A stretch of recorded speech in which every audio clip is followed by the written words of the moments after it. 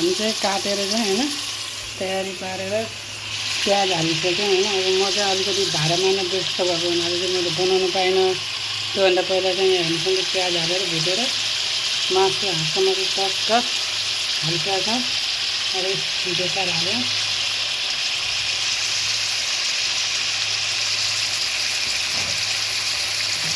हुन्छ अब नुन हाल्यो। नुन चाहिँ अब स्वादअनुसार हाल्यो। तपाईँलाई कस्तो मनपर्छ।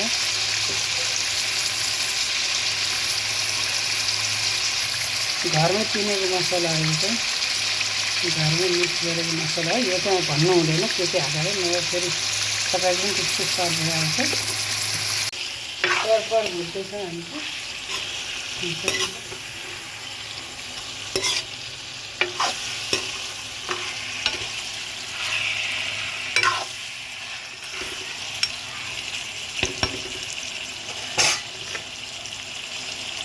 टमाटर हाल्दैछु।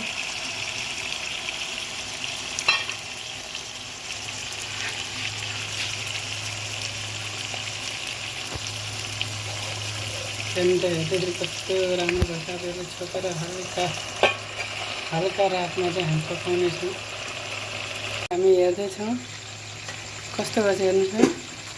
अलिकति नुन र उसले टक्क पानी उठिएर अब लगभग हाम्रो चाहिँ पाकिसकेको छ। तपाईँलाई रस हाल्नु मन लाग्यो रस हाल्नु सक्नुहुन्छ। हामी चाहिँ अलिकति रसै हाल्छौँ होला। रस नहाल्ने भन्ने सूचना प्राप्त भएको छ।